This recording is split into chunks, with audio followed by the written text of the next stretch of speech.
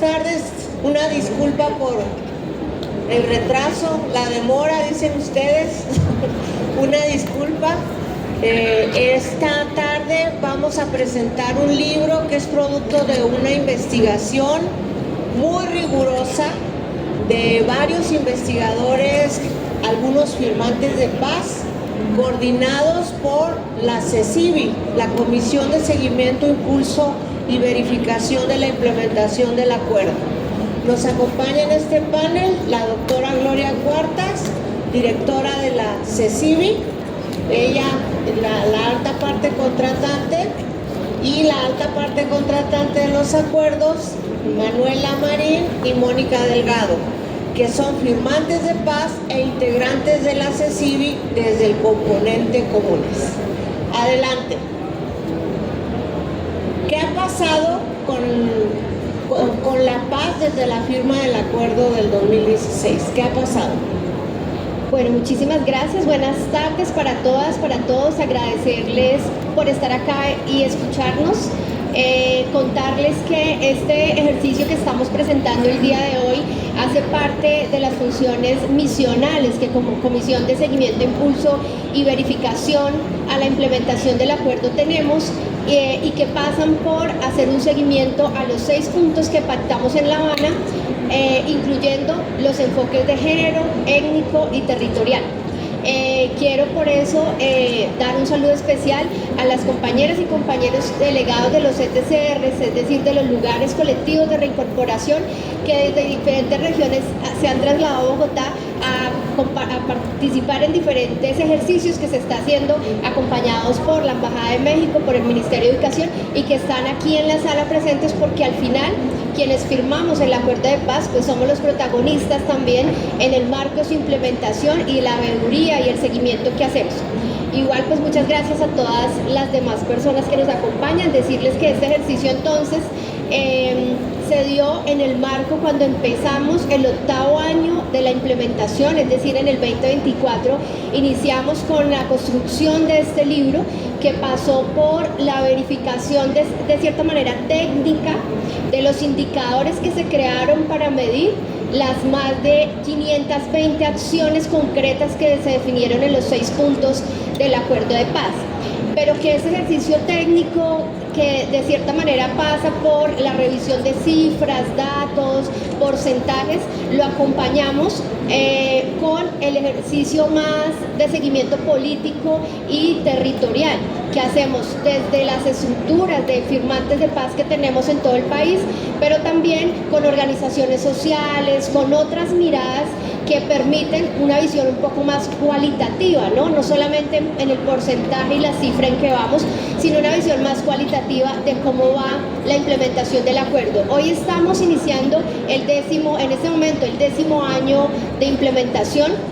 Estamos como en un corte definitivo muy importante. Recordemos que el horizonte del acuerdo, por lo menos en términos técnicos de sus indicadores, está pactado a 15 años, así que 10 años son definitivos para hacer una valoración, no solamente de cómo va en términos matemáticos, sino de qué impacto ha tenido el acuerdo, y por eso me voy a referir muy rápidamente a algunos de los aspectos de los primeros puntos del acuerdo. Recordemos que son 6 puntos, el primero de ellos se llama Reforma Rural Integral, que tiene 3 grandes componentes y 3 grandes pilares, y que hay que decir que en el marco de este gobierno, en el gobierno del cambio, se ha avanzado de manera más sustancial en este punto y en particular en el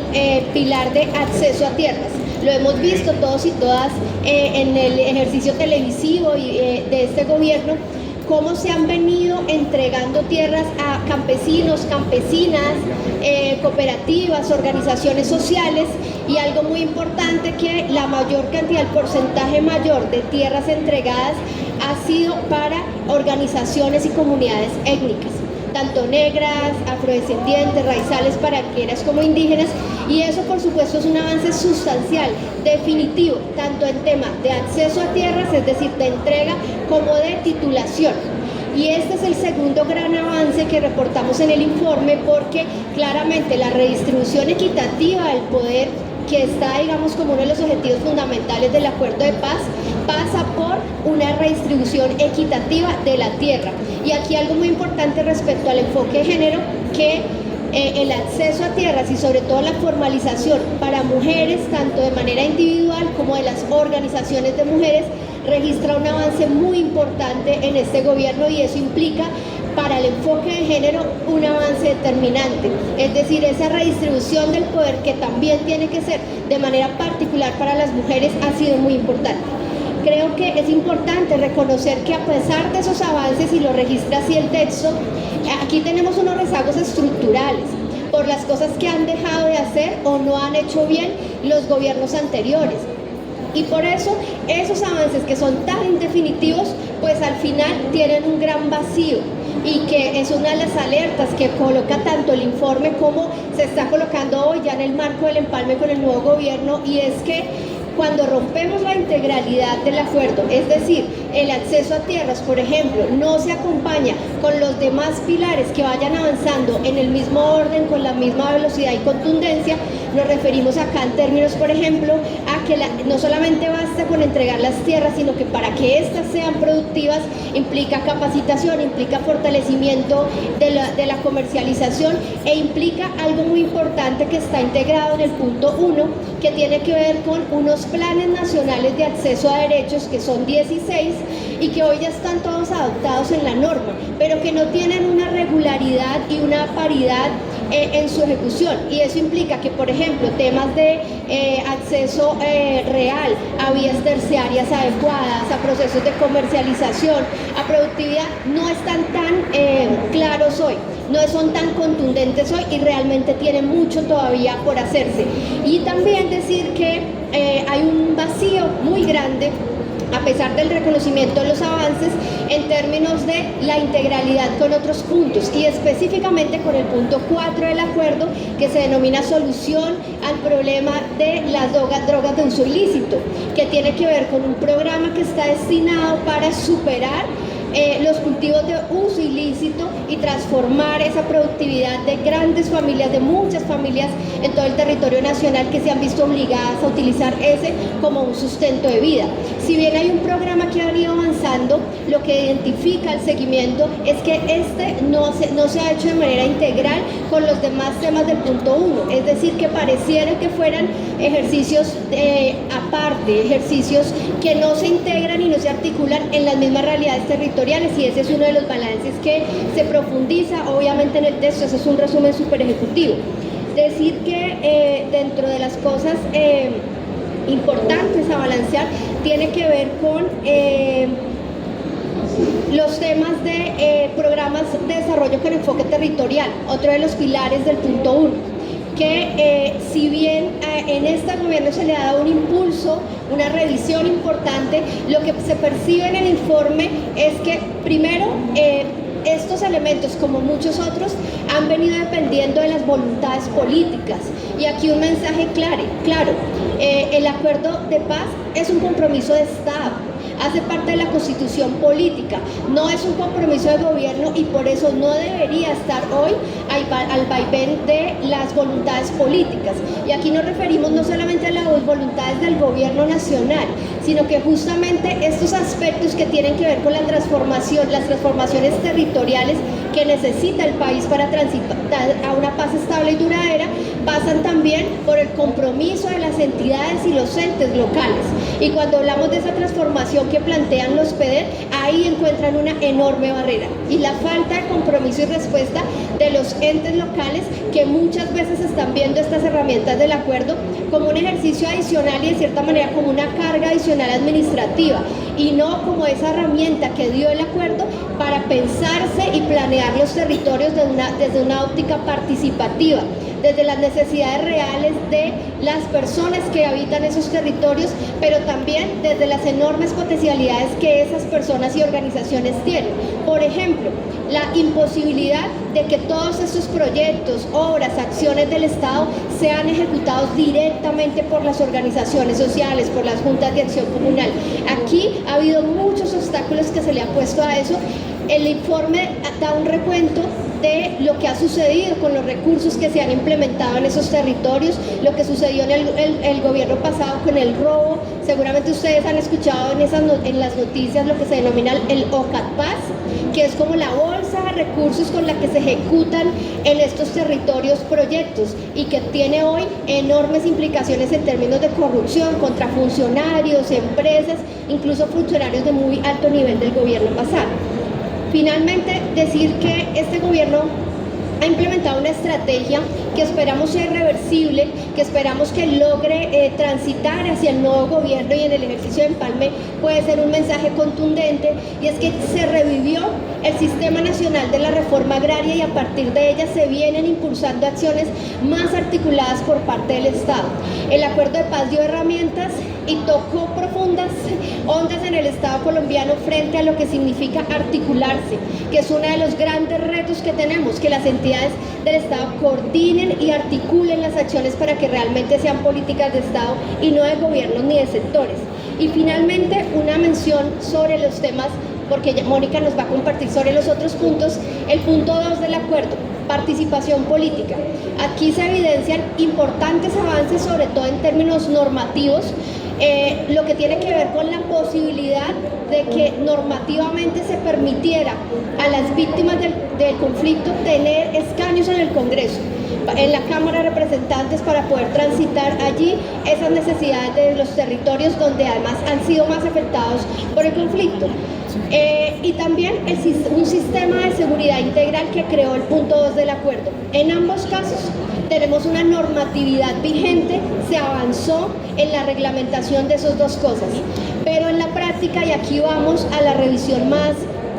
cualitativa de esas acciones, pues lo que hemos visto es que desafortunadamente en la práctica esas circunscripciones especiales de paz distan mucho hoy de la expectativa con las cuales se firmaron, es decir, que sean personas que realmente representen hoy a las víctimas y a las organizaciones en estos territorios, sumado a que, como se plantea en el acuerdo en todo el tema del punto 2, la participación de las mujeres debe ser efectiva, y eso incluye paridad en todos esos ejercicios. Ninguna de las dos cosas se ha cumplido. Para no entrar en valoraciones políticas, nos remitimos en el informe a las denuncias, a la percepción que en estos territorios tienen las comunidades y las organizaciones de las personas que hoy les representan o no en la Cámara de Representantes. Y frente al tema del CISEP, aquí está la jefa del CISEP,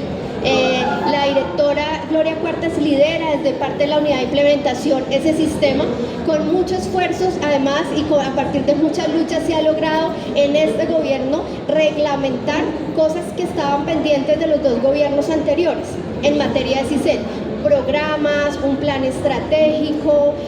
varias herramientas que permitirían, si se implementan de manera articulada, transitar a un nuevo modelo de seguridad y plasmar eso que plantea el acuerdo en materia de seguridad humana. Pero la práctica ha sido, primero, que el CISEP no se ha incorporado en el Estado colombiano como esa herramienta de transitar hacia solucionar los problemas de inseguridad que hay en el país, sino que de cierta manera se ve como un ejercicio paralelo que ayuda pero que no es central en el acuerdo, y ahí la directora no me permite mentir. Y segundo, que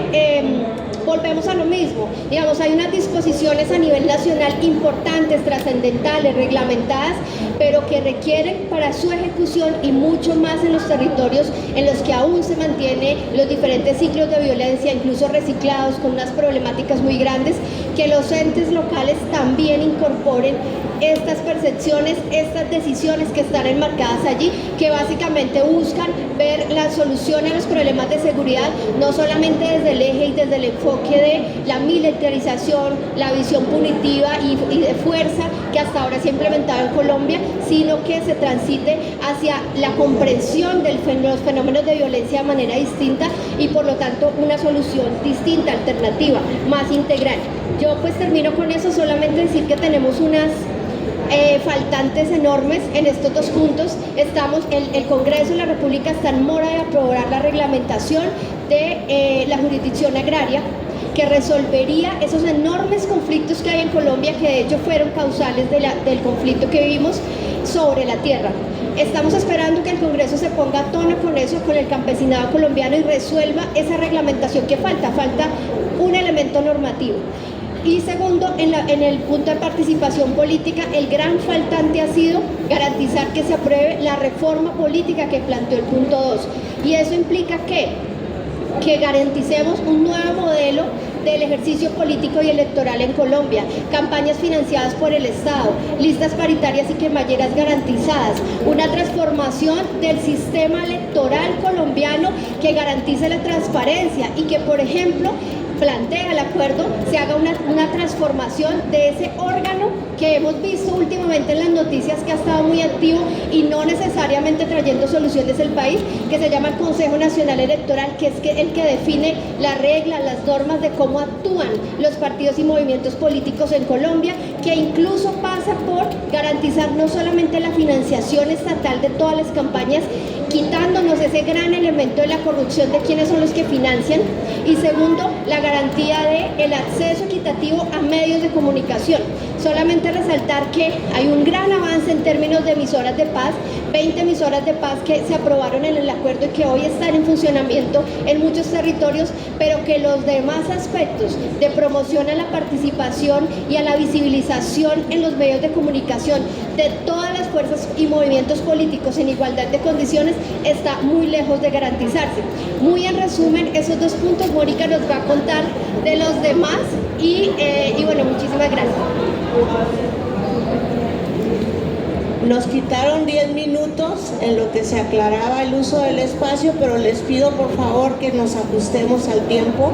de 10 minutos cada quien para que pueda hablar también la doctora. Gracias, embajadora. Buenas tardes. Bueno, sobre el punto 3 y el punto 5 que están allí registrados en este informe que hoy les presentamos, que les digo brevemente que es realizado por 9 investigadores de la Comisión de Seguimiento, Impulso y Verificación del Acuerdo de Paz. Ese equipo estuvo dirigido en ese momento como delegada de la Comisión de la Alta Parte Contratante de Marcela Rico, que está aquí a mi lado. ¿Qué recoge sobre el punto 3? El punto 3 es el punto que se refiere al fin del conflicto. Ustedes han escuchado la dejación de armas, la reincorporación de los y las firmantes de paz y las garantías de seguridad, tanto para dichos firmantes como para quienes hacen política. Igualmente el desmantelamiento de las organizaciones sucesoras del paramilitarismo. ¿Qué hay de positivo que recoge este informe sobre el punto 3? Se creó el Sistema Nacional de Reincorporación, que es un sistema que sintoniza o que busca, porque aún no lo ha logrado, sintonizar las instituciones alrededor de los planes de vida de los y las firmantes para que logren o para que logremos una efectiva reincorporación a la sociedad civil. Y se arrancan el programa de reincorporación integral, que es el programa que ya puntualmente le hace seguimiento y acompañamiento a cada firmante. ¿Qué es lo negativo? Lo negativo es lo que se refiere al funcionamiento de ese sistema nacional y que, digamos, en el balance general del acuerdo constituye una de las grandes debilidades que tenemos en este momento, o desafíos que llaman, que es no hay articulación institucional. Esa es una situación que padece la doctora Gloria todos los días, porque las instituciones no se ponen de acuerdo en la oferta a los firmantes y las firmantes de paz, no conocen el acuerdo y no articulan, y permanentemente el llamado permanente es a cumplir con este compromiso del Estado colombiano. En lo que se refiere a la reincorporación política, se tuvieron grandes dificultades, parte la recoge este informe. En un proceso de actualización podemos decir que en la reciente candidatura de Sandra Ramírez se dio un proceso de estigmatización muy tremendo, ¿sí?, que se recoge en el informe en términos generales, pero que se matiza en la candidatura de ella hacia el Congreso, siendo incluso la institucionalidad llamada a la implementación del acuerdo quien protagoniza estos hechos de estigmatización. En el tema de la reincorporación económica, el 80% de los proyectos productivos de los y las firmantes no gozan de autosostenibilidad. el 70% de los y las firmantes no tienen un trabajo fijo y permanente. ¿Qué puntos críticos tenemos? 486 firmantes asesinados en lo que lleva estos 10 años, 4 procesos de desplazamiento de los espacios territoriales en donde se hace la reincorporación colectiva, y tenemos un proceso preocupante, pero en discusión permanente, porque nos encanta discutir, como dice la embajadora, de ruptura del principio de bilateralidad del acuerdo, primero con la UNP, que es la Unidad Nacional de Protección encargada de brindar la seguridad de los y las firmantes, con el establecimiento de un decreto sin tener la constatación normativa del asesino. ¿Qué significa esto? La ley establece y el acuerdo establece que cada una de las normas que salgan, que atañen al acuerdo de paz, deben ser verificadas por la Comisión de Seguimiento, Impulso y Verificación. Bueno, la UNP sacó un decreto y jamás lo consultó. Y la RN, la Agencia de Reincorporación Nacional, emite una resolución también sin consultar con la alta parte contratante. Por otro lado, bueno, ha venido funcionando la Comisión Nacional de Garantías de Seguridad, ha venido sesionando, como mencionaba Marcela, el Sistema Integral de Seguridad para el Ejercicio de la Política arrancó, está funcionando, allá hay mucha voluntad, a pesar de las dificultades. Y una cosa muy importante que hay que decir, y es que el 95% de los firmantes y las firmantes seguimos apostándole a la paz en todos los territorios. Seguimos firmes y de esta no nos bajan. Sobre el punto 4, aspectos positivos, y rapidísimo. Bueno, aspectos positivos a resaltar. Se cerró el capítulo de bienes. Ustedes escucharon en el marco de las elecciones que dijeron las extintas FARC no entregaron los bienes para reparar a las víctimas. ¿Sí escucharon eso, cierto? Bueno, eso no es verdad. Y ya se cerró ese capítulo en la pasada sesión que tuvimos de la CECIBI con las 2 altas partes contratantes, allí con la SAE presente y toda la institucionalidad y los países garantes y acompañantes, se emitió un comunicado que dice: sí, las extintas FARC cumplieron, se entregaron efectivamente los bienes y esos bienes se han monetizado por alrededor de 50.000 millones de pesos, con lo cual se está reparando a las víctimas. Eso ya pasó a la Unidad Nacional de Víctimas. Ese es un punto positivo del punto 4 del Acuerdo de Paz, que es el punto que atañe a las víctimas. ¿Qué otro aspecto positivo tenemos? Se han destapado varias verdades. Hoy sabemos de 6.402 falsos positivos, ¿sí? Llamados falsos positivos, lo que significa que 6.402 madres y familias saben qué ocurrió con sus hijos y en este momento están por descubrirse más casos. Tenemos más de 200 acciones de trabajos y obras de acción reparadora TOA, que son los trabajos que hacemos los y las firmantes de paz para resarcir a las víctimas. Está la unidad de búsqueda de personas desaparecidas, que ha tenido, digamos, que unos resultados muy alentadores, entre ellos la entrega del cuerpo del padre Camilo Torres, ustedes escucharon eso, cuyos restos hoy reposan en la capilla de la Universidad Nacional. Además, esta unidad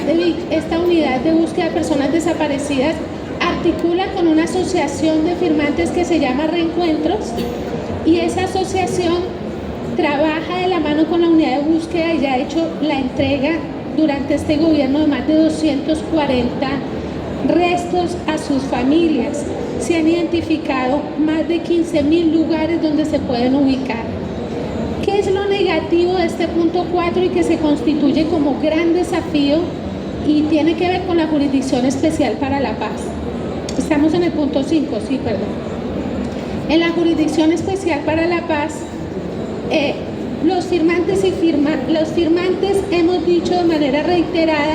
que es importante que recupere su carácter restaurativo sobre el punitivo. ¿Eso qué significa? A partir de las sentencias interpretativas de la JEP se ha decidido, se ha generado un espacio de inseguridad jurídica al determinar que se van a revisar los casos cometidos por los mandos medios cuando el acuerdo de paz establece que se van a establecer responsabilidades desde sus comandantes, que son los que asumen las responsabilidades máximas de todo lo ocurrido en el conflicto. Afortunadamente salió una resolución de la Corte Constitucional en la que le solicita a la JEP que enfatice solo en los máximos responsables y que dichas responsabilidades recaigan en los comandantes para no generar inseguridad jurídica en los llamados mandos medios. Por el otro lado, se ha señalado, y lo recoge el informe, un proceso de politización de la JEP, por ejemplo, en el caso de la participación de las mujeres en el conflicto armado y puntualmente de las mujeres que ingresamos a las filas de las FARC. En el macrocaso 11 se ha insistido por parte de la Jurisdicción Especial de la JEP en señalar que las mujeres hemos sido víctimas de violencia sexual dentro de la organización, minimizando el carácter político por el cual muchas ingresamos a la organización con la intención y la convicción política de transformar el país. Bueno, para ya cerrar, la embajadora que está nerviosita, ya le pasamos el micrófono a la doctora Gloria Cuartas. El punto 6, como ha señalado Manuela, tiene dos aspectos que hay que abonarle a este gobierno, lo que tiene que ver con la implementación. El primero tiene que ver con la actualización del Plan Marco, que Marcela fue una de las protagonistas de ese proceso, de los indicadores del Plan Marco de implementación, y las 20 emisoras de paz que se encuentran funcionando, que ese ya es un punto cerrado y que está chuleado y que ahorita hay que consolidarlas. Se ha autorizado, ya estoy cerrando, se ha autorizado, en este momento nos encontramos en un balance de las emisoras, pero todo el mundo está trabajando en los territorios con mucha convicción y a pesar de la situación de inseguridad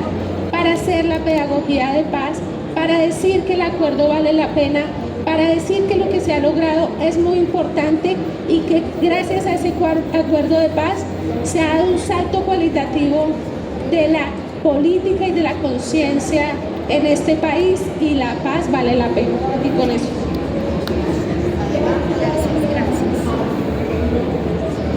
Bueno, yo quiero agradecerle primero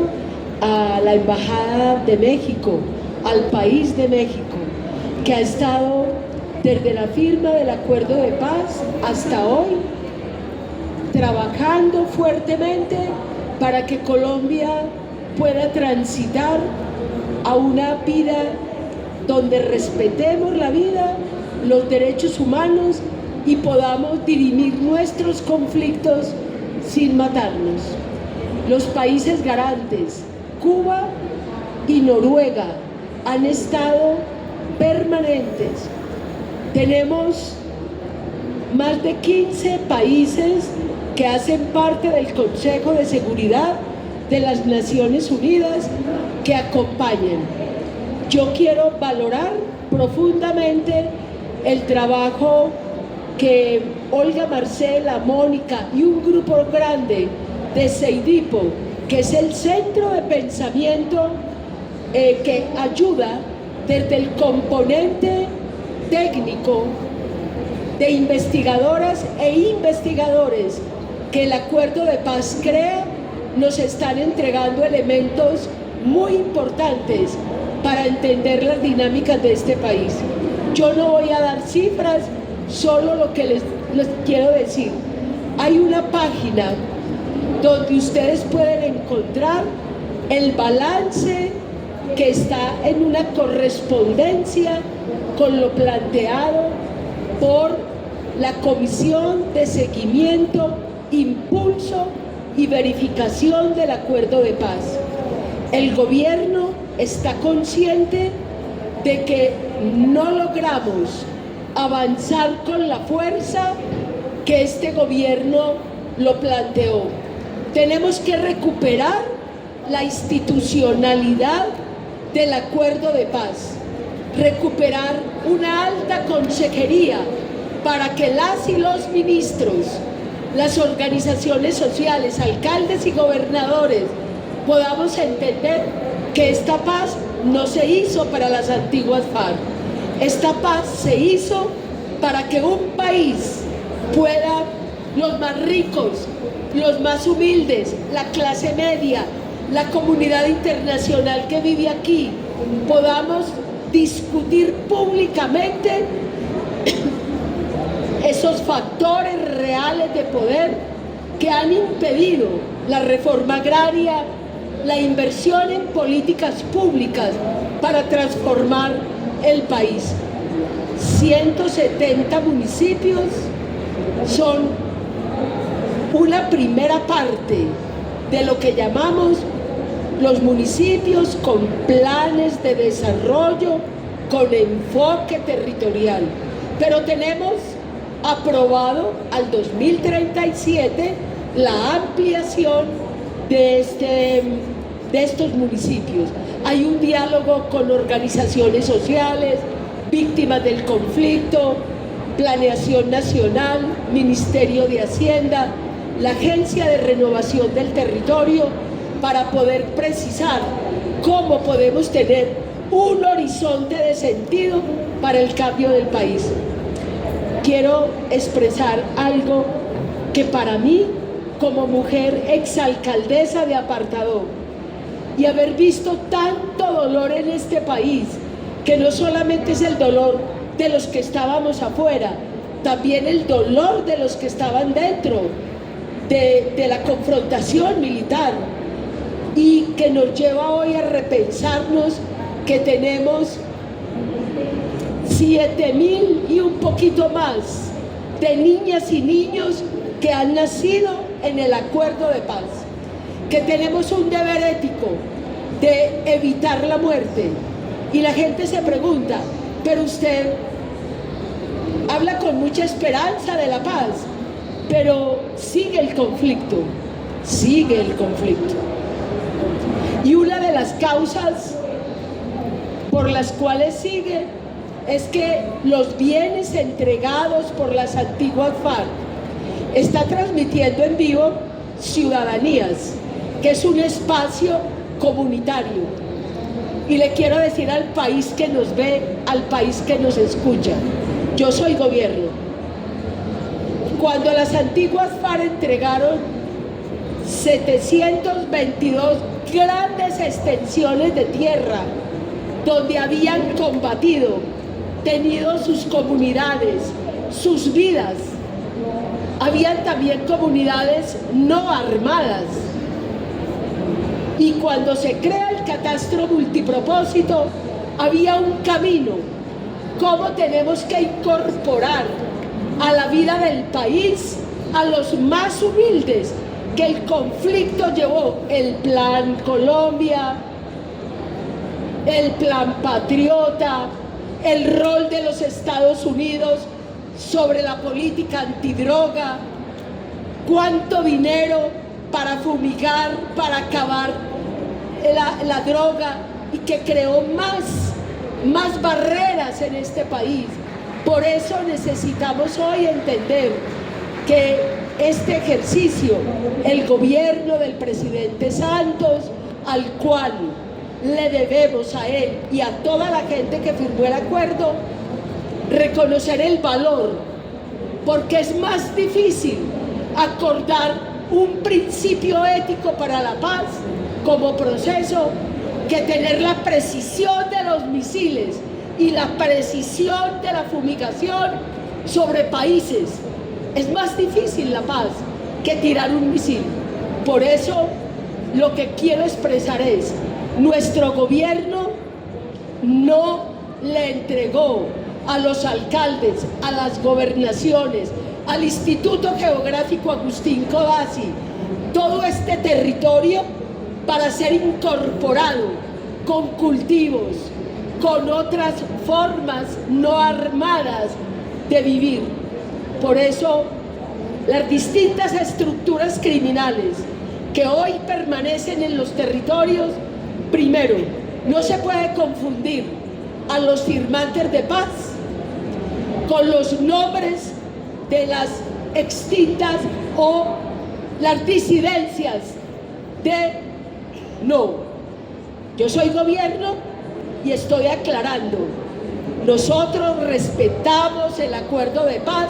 con las antiguas FARC. Lo que se ha creado posterior tendrá otra dinámica de conversación. Y el gobierno no cuidó el territorio que se entregó después de entregar armas. Esto es una lección aprendida, porque ayer se presentó un libro que se llama ¿Quién manda en Colombia? Y esa constelación de poderes en Colombia no les gusta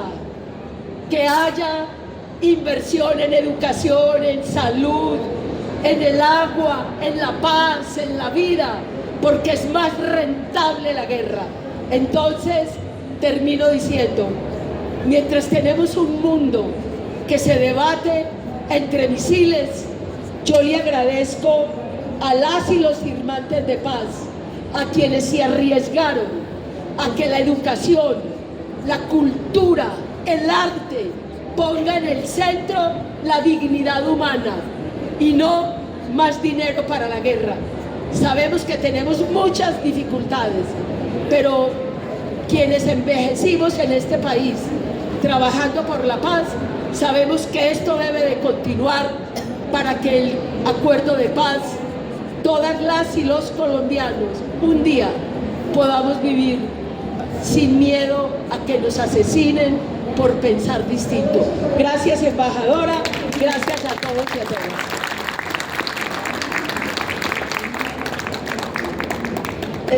Van a entregar a los firmantes de paz este folleto que resume ese libro, porque aquí trae un código QR con el cual ustedes pueden acceder al libro a través de sus dispositivos móviles. Muchas gracias por su asistencia y por su paciencia, y bueno, lamentamos esa confusión del inicio, de que no nos dieron todo el tiempo que necesitábamos para hablar, y lamento mucho estarlas apurando, pero a mí me está apurando ella. Muchísimas gracias.